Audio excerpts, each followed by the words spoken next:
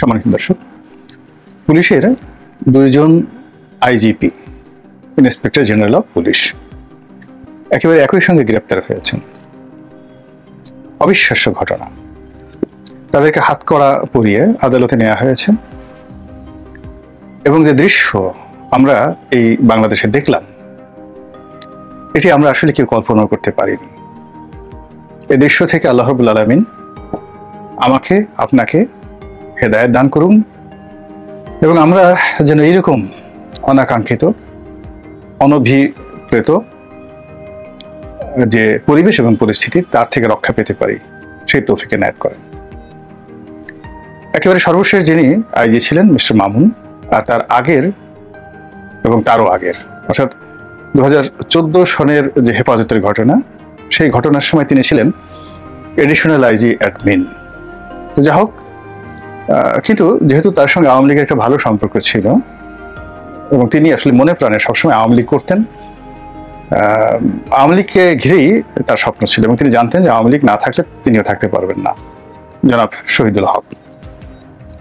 তো তিনি রাজনীতিতে ঢুকতে চেয়েছিলেন এবং এই কারণে বিভিন্ন টেলিভিশন টক শোতে এসে তিনি আওয়ামী লীগের জন্য কি করেছেন, পুলিশের আইজিপি পদে থেকে কি করেছেন, এই কথাগুলো তিনি বারবার বলার চেষ্টা করেছেন এবং অনেকটা গর্ব করে।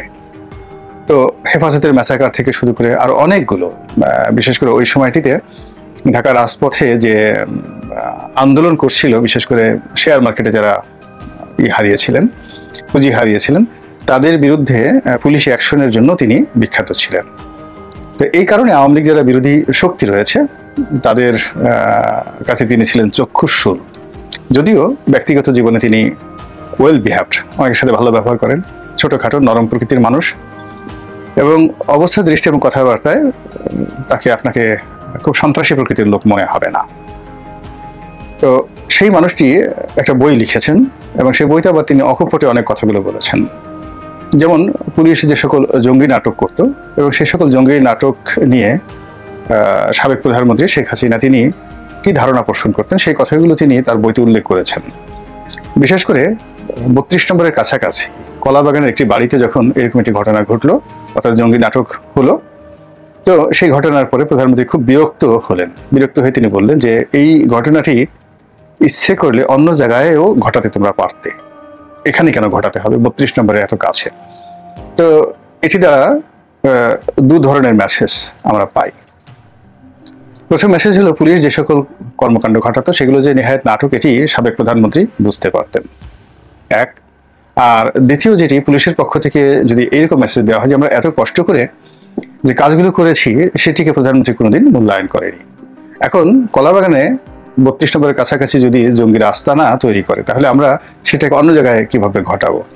তো জনাব শহীদুল হক যেভাবেই এটা প্রচার করতে চেয়েছেন, আলটিমেটলি এটা তার জন্য বুমেরাং হয়েছে।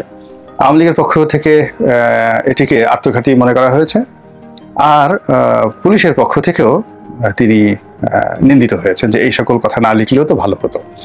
যাই হোক, তার রিটায়ারমেন্টের পর বেনজির সাহেব যখন ক্ষমতা এলেন, তাকে সর্বতভাবে চেষ্টা করা হয়েছে অপদস্থ করার জন্য, অপমান করার জন্য, এবং সীমাহীন অপমান ডক্টর বেনজির তাকে করেছেন। কিন্তু তারপরেও তিনি আওয়ামী লীগ বিরুদ্ধে কোনো আচরণ করেননি এবং পুলিশ বিরুদ্ধে কোনো আচরণ করেননি এবং তার একটা ধারণা ছিল, বিশ্বাস ছিল যে যাই হোক না কেন, জমানা যাই হোক না কেন, তিনি গ্রেপ্তার হবেন না বা তার বিরুদ্ধে কোনো মামলা মোকদ্দমা হবেন না। তিনি ঢাকা শহরে বেশ নিশ্চিন্তে ছিলেন এবং তার একান্ত আপনজনদের সঙ্গে যখন কথাবার্তা বলছিলেন, এই সপ্তাহখানেক আগেও, ঠিক 5 তারিখের পরেও অনেকে তাকে পরামর্শ দিয়েছিল একটু পালিয়ে থাকার জন্য বা দূরে সরে যাওয়ার জন্য, কিন্তু তিনি বলেছিলেন যে আমি কেন পালাবো, আমি কি করেছি, আমার পক্ষে পালানো সম্ভব নয়। তো পরবর্তীতে যখন তার বিরুদ্ধে মামলা হলো, তখন তিনি পালিয়েছিলেন এবং পালিয়ে থেকে আবার কয়েকজনকে তিনি বলেছেন যে এইভাবে আসলে পালিয়ে থাকা সম্ভব নয়। তো এর মধ্যে দেখা গেল তিনি গ্রেপ্তার হয়েছেন। এটা হলো শহীদুল হকের কথা। মামুন সাহেব যিনি ছিলেন, তিনি আপাত মস্তক, দেখতে শুনতে ভদ্রলোক বলে তাকে মনে হয়েছে। দ্বিতীয়ত, তার ভিতরে কিছুটা হলেও বিবেকবোধ এবং ন্যায় বিচার ঠিক সেই যে নির্বাচন হয়েছে, দামি নির্বাচন, সেই নির্বাচনের সময় দেখা গিয়েছে। এর কারণ হলো, তিনি যখন আইজিপি, তখন তার ভাইকে মনোনয়ন দেওয়া হয়েছিল সুনামগঞ্জের একটি আসন থেকে এবং সুরঞ্জিত সেনগুপ্ত, তার যে ওয়াইফ ডক্টর জয়া সেনগুপ্ত, তার বিরুদ্ধে। সেক্ষেত্রে পুলিশের আইজির ভাই তিনি পিটিয়ে সিল সাপোর মেরে ভাইকে পাশ করে আনতে পারতেন, কিন্তু তিনি সেখানে কিন্তু একটা ফেয়ার ইলেকশন করেছেন। এটা যখন আমি শুনলাম সঙ্গত কারণে তার প্রতি আমার একটা অন্য ধরনের মমত্ববোধ চলে এসেছে। এবং পরবর্তীতে যখন ছাত্র আন্দোলন হলো, গোলাগুলি যা কিছু হলো, এই ঘটনার সময় এই ভদ্রলোক কি করেছেন সেটা পুলিশের যারা লোকজন রয়েছেন বা এখন তাকে নিয়ে বিচার হচ্ছে, তদন্ত হচ্ছে, তিনি সেগুলোর জবাব দিবেন। কিন্তু আমার কাছে মনে হচ্ছে যে এই লোকটি ট্র্যাজেডির মহানায়ক। তিনি র্যাবে যখন ছিলেন তখন তিনি স্যাংশন খেলেন, আমেরিকান স্যাংশন খেলেন, এবং পরবর্তীতে মূলত আমেরিকাকে বুড়ো আঙুল দেখানোর জন্য তাকে পুলিশের আইজি করা হয়েছিল, তার কারণে নয়।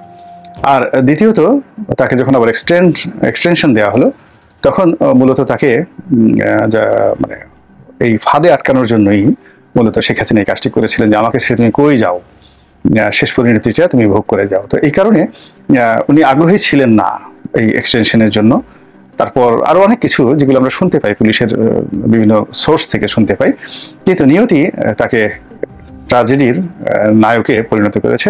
এবং তিনি যেখানে যাদের জিম্মায় ছিলেন, খবর বের হয়েছে বিভিন্ন সামাজিক মাধ্যমে যে তিনি চেষ্টা করেছিলেন যে তিনি গ্রেপ্তার বরণ করবেন, আত্মসমর্পণ করবেন, এইভাবে আসলে পালিয়ে থাকা তার পক্ষে সম্ভব নয়। যাই হোক, তিনি ধরা পড়েছেন, রিমান্ডে নেওয়া হয়েছে। কিন্তু এখন সমস্যা হলো যে বাকি আওয়ামী লীগ জমানাতে বেশ কয়েকজন আইজি রয়েছেন যারা আওয়ামী লীগ দ্বারা সর্বোচ্চ পুরস্কার প্রাপ্ত হয়েছেন। যেমন হাসান মাহমুদ, তিনি আইজিপি থেকে রিটায়ার করার পর তিনিও র্যাবে ছিলেন। রিটায়ার করার পর তাকে রাষ্ট্রদূত বানানো হয়েছে এবং তিনি এই মুহূর্তে বাংলাদেশে আছেন। তারপর আরেকজন আছেন জাভেদ পাটোয়ারি, এবং তিনিও রিটায়ার করার পর তাকে রাষ্ট্রদূত হিসেবে নিয়োগ দেওয়া হয়েছে। এখন তিনি কোথায় আছেন আমি বলতে পারবো না, তবে এই দুজন ব্যক্তিগত জীবনে সজ্জন, ভালো ব্যবহার করেছেন অনেকের সঙ্গে। আর ওইরকম ব্যক্তিগত দুর্নীতির যে অভিযোগ যেটা বেনজির বিরুদ্ধে আছে, ওইরকম এই দুজনের বিরুদ্ধে শোনা যায়নি। কিন্তু আওয়ামী লীগ সরকারের কোলাবোরেটর হিসেবে তারা যে কর্মকাণ্ডগুলো করেছেন, সেই কর্মকাণ্ডর ফলে কিন্তু পুলিশ বেপরোয়া হয়ে গেছে। হাসান মাহমুদ খন্দকার সাহেব যখন ছিলেন তখন মূলত তার দুর্বলতার কারণে বা তিনি অনেকটা নির্লিপ্ত প্রকৃতির মানুষ ছিলেন, ফলে ওখানে একটা সিন্ডিকেট গড়ে উঠেছিল, আওয়ামী সিন্ডিকেট। বিপ্লবরা তখন খুবই শক্তিশালী হয়ে পড়েছিল, মেহেদিরা খুবই শক্তিশালী হয়ে পড়েছিল, আর একটা ছিলেন প্রলয় জোয়ারদার, এরাও খুব শক্তিশালী হয়ে পড়েছিল। এবং প্রলয় জোয়ারদার যখন হেডকোয়ার্টারে ছিলেন তখন অনেক বড় বড় এডিশনাল আইজিকেও প্রলয় জোয়ারদারের কাছে গিয়ে দাঁড়িয়ে থাকতে হতো। এবং এটি হাসান মাহমুদ খন্দকার সাহেবের দুর্বলতার কারণে, ব্যক্তিত্বের দুর্বলতার কারণে এই ঘটনাগুলো ঘটেছে। তো শেখ হাসিনা সবসময় নরম প্রকৃতির মানুষ পছন্দ করেন, মাথা নোয়ানো লোক পছন্দ করেন, এবং সেই কারণে এই ভদ্রলোককে তিনি আবার পরবর্তীতে রাষ্ট্রদূত হিসেবেও মনোনয়ন দিয়েছেন। আর জাভেদ পাটোয়ারির কথা হলো, তাকে অনেক কিছুর মাস্টার মাইন্ড মনে করা হয়। সেই যে তিনি বঙ্গবন্ধুর অসমাপ্ত যে মুক্তি দলিলপত্র, মানে সে বিশাল এক ভলিউম তিনি পুলিশ থেকে বের করেছিলেন। অর্থাৎ তিনি যখন এসবির প্রধান ছিলেন ওই সময়টাতে পাকিস্তান সরকারের সঙ্গে বঙ্গবন্ধুর যে সম্পর্ক এবং এটি নিয়ে যে পুলিশের রেকর্ড, এই রেকর্ডগুলোকে তিনি কম্পাইল করে বিশাল এক ভলিউম বই বের করেছিলেন। এবং এই বই বের করার কারণে প্রধানমন্ত্রী তার প্রতি খুবই খুশি হয়েছিলেন। এরপর 2018 সনের যে নির্বাচনটি হয়, সেই নির্বাচনটি স্মরণকালের সবচেয়ে ভয়ানক একটি নির্বাচন। তো সেই নির্বাচনের যে সকল মাস্টার মাইন্ড ছিলেন, সেই মাস্টার মাইন্ডের মধ্যে নিঃসন্দেহে জাভেদ পাটোয়ারিকে প্রধানতম হিসাবে বিএনপির যারা লোকজন আছে তারা মনে করে, এবং তারা যারা ক্ষতিগ্রস্ত হয়েছেন তারাও মনে করেন। তো কাজেই এই দুজন ভদ্রলোককে নিয়ে আগামী দিনে এই সরকার বা এই সরকারের সাথে যারা সম্পৃক্ত রয়েছেন তারা যদি খুব অলৌকিক কিছু না ঘটে, তবে এই বাকি দুইজন যারা গ্রেপ্তার হলেন আইজিপির মতো, এদের ভাগ্যও ঠিক সেই ধরনের নেতিবাচক যে সিদ্ধান্ত সরকারের সেটি আরোপিত হতে পারে। আর বেনজির তো আছেই। এখন বেনজির কোথায় আছেন, কি অবস্থায় আছেন জানি না, তবে তার প্রতি সকলের ক্রোধ। মানে তিনি অন্যান্য যারা আছে দেয়ার যে স্পেসিফিক রিজন, আর বেনজিরের বিরুদ্ধে যে রিজন সেটা হলো বহু বহু সংখ্যক রিজন। তো এই সব মিলিয়ে 4জন বা 5জন আইজি, বেনজিরকে যদি ধরি তাহলে 5জন আইজি মোটামুটি এই সময়টিতে যদি কারাগারে যান, তাদের বিরুদ্ধে বিচার করা হয়, এটি পুলিশের জন্য একটা বিরাট যাকে বলে শিক্ষা।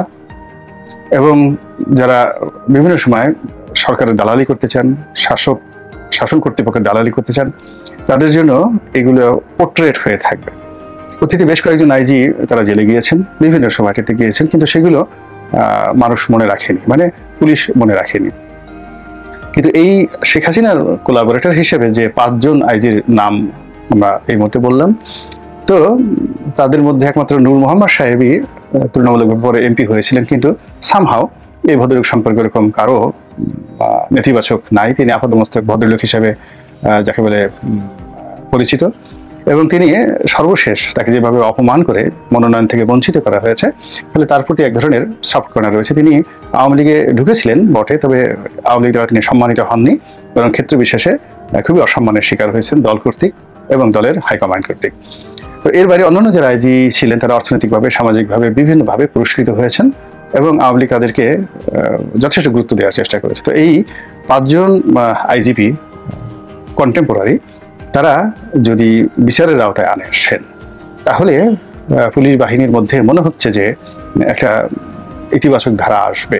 এবং এখন অনেক পুলিশ তারা হতোদ্যম আছেন, কিন্তু এই হতোদ্যম থেকে বের হয়ে এসে তারা যদি আবার এখন বর্তমান রেজিমের আনুগত্য করার চেষ্টা করেন, ভবিষ্যতে যদি জামাত আসে বা বিএনপি আসে তাদের আনুগত্য করার জন্য যদি একই কায়দায় কর্মকাণ্ড করার চেষ্টা করেন, তাহলে তাদের পরিণতি এদের মতো হবে। এবং জীবনের আসলে অর্জনটা এমন ব্যাপার হলো, শেষ ভালো যার সব ভালো তার।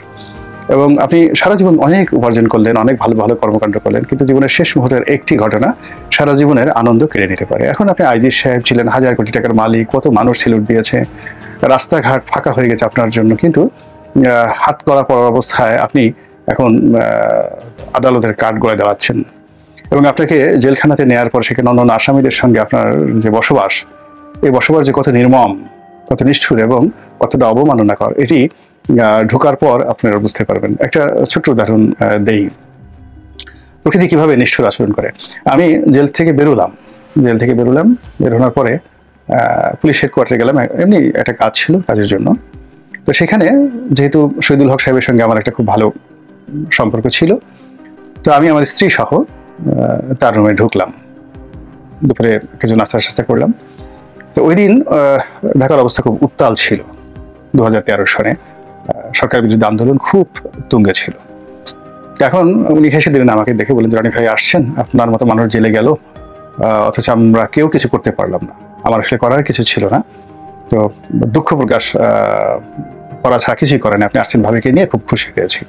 উনি আমাকে এইভাবে বললেন। তো আমি খুব দুষ্টুমি করে বললাম যে, ভাই আপনি কি জেলে গেছেন কখনো? তো উনি অনেকটা কাষ্ঠ হাসি দিলেন। এই কারণ হলো তখন 2013 সনে রাজপথের অবস্থা ভালো ছিল না, বিএনপি আন্দোলন করছিল এবং সরকার পতনের একটা রব উঠে গিয়েছিল ওই সময়টিতে, পুলিশ খুব টেনশনের মধ্যে ছিল। তখন তিনি আইজি অথবা এডিশনাল আইজি অ্যাডমিন এরকম হতে পারেন 2013 সনে। তো যাই হোক, এখন তিনি আমাকে যেটা বললেন যে, না তো ভাই আমি কখনো জেলে যাইনি, জেলের ভিতরে। আমি বললাম যে, জেলের ভিতরে আপনি কখনো ঢুকেছেন? উনি বললেন যে, না আমি কখনো জেলের ভিতরেই ঢুকিনি। তো এখন অবস্থা, তারপরে উনি বললেন যে, এখন যে অবস্থা দেখছি তাতে মনে হচ্ছে যে আমাদের হয়তো জেলে যেতে হবে। এটা কিন্তু 2013 সনে উনি আমাকে বলেছিলেন যে, এখন যে অবস্থা দেখছি তাতে মনে হচ্ছে যে আমাদেরকে জেলে যেতে হবে। তো আমি আরেকটু দুষ্টামি করে আমি বললাম যে, দেখেন জেলখানা তো খুব পরিস্থিতি ভিন্ন, ওখানে আলাদা রাজত্ব চলে, ওখানে সন্ত্রাসীদের রাজত্ব, ওখানে মাস্তানদের রাজত্ব, ওখানে মুকিম গাজীদের রাজত্ব, এবং বাইরে থেকে যারা ভদ্রলোক তারা মেজর জেনারেল হোক বা যাই হোক না কেন, আলটিমেটলি তাদের অধীনতা মেনে তারপরে কিন্তু জেলে থাকতে হয়, এবং এখানে কারারক্ষীরা ইচ্ছা করলে অনেক কিছু নিয়ন্ত্রণ করতে পারে না। তো আমার এই কথা শুনে বেশ তিনি চিন্তিত এবং আতঙ্কিত হয়ে গেলেন। এনিহাও এরপরে দীর্ঘদিন তার সঙ্গে আমার আর কোনো যোগাযোগ ছিল না। বেশ একটা দুটো টকশোতে তার সঙ্গে আমার দেখা হয়েছে, কথা হয়েছে, মাঝে মধ্যে ফোন করতেন, আমিও ফোন করতাম। তো ফোন করার সময় তিনি অনেক আক্ষেপের কথা বলেন যে, আওয়ামী লীগ তাকে কিছুই দেয়নি বা তার সাথে এই আচরণ করেছে ইত্যাদি আক্ষেপ করতেন তিনি, এই কথাগুলো বলতেন। কিন্তু আজকে দেখেন যে তার যে নির্মম পরিণতি, মামুন সাহেবের সঙ্গে আমার কখনো দেখা হয়নি, পরিচয় হয়নি, কথা হয়নি, আমি জানি না। কিন্তু বেনজির সাহেব, তারপরে শহীদুল হক, জাভেদ পাটোয়ারি সাহেব, ওনাদের সঙ্গে আমার একাধিকবার দেখা হয়েছে, কথা হয়েছে। তো আমি এই জিনিসগুলো তাদের যে আজকের এই দুরবস্থা, সেই দুরবস্থার কথা বিভিন্ন সময় আমি তাদেরকে বলেছিলাম, একাধিকবার তাদেরকে বলেছিলাম, বিশেষ করে শহীদুল হক সাহেবকে আমি বলেছিলাম। কিন্তু নিয়তির সেই নির্মম পরিহাসে তারা দুজন জেলে গেলেন, আর বাকিরা অপেক্ষায় আছেন। আল্লাহ ভালো জানেন, এবং প্রকৃতি যে নিষ্ঠুর খেলা এই সময়টাতে খেলে দিল, এর থেকে আল্লাহ যেন আমাদের সবাইকে শিক্ষা নেওয়ার তৌফিক এনায়েত করেন।